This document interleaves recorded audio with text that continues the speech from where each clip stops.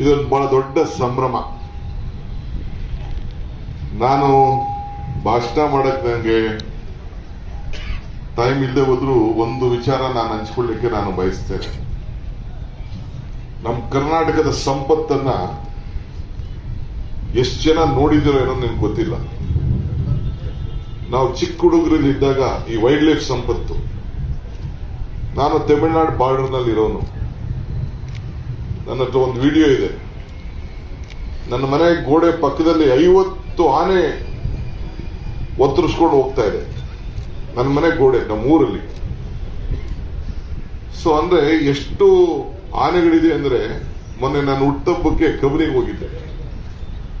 ನಾನು ಯಾವತ್ತೂ ಕಬಿನಿಗೆ ಹೋಗಿದ್ದಿಲ್ಲ. ಸುಮ್ಮನೆ ಅವತ್ತು ಸೋನಿಯಾ ಗಾಂಧಿ ಅವ್ರನ್ನ ವಿಹಾರಕ್ಕೆ ಬಿಡಕ್ಕೆ, ಸೋನಿಯಾ ಗಾಂಧಿ ರಾಹುಲ್ ಗಾಂಧಿ ಅವ್ರನ್ನ ವಿಹಾರ ಬಿಡಕ್ಕೆ ಲಾಸ್ಟ್ ಟೈಮು ಅವರು ಇಲ್ಲಿಗೆ ಬಂದಾಗ ದಸರಾ ಸಂದರ್ಭದಲ್ಲಿ ಕರ್ಕೊಂಡು ಹೋಗಿದ್ದೆ RH ಅವತ್ತು ನಂಗೆ ಟೈಮ್ ಸಿಕ್ಕಿರ್ಲಿಲ್ಲ.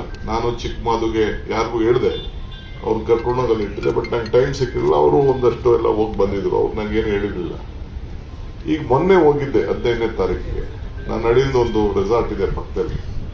ನಮ್ಮ ಫಾರೆಸ್ಟ್ ಇಲಾಖೆಯವರು ಕರ್ಕೊಂಡು ಹೋದ್ರು.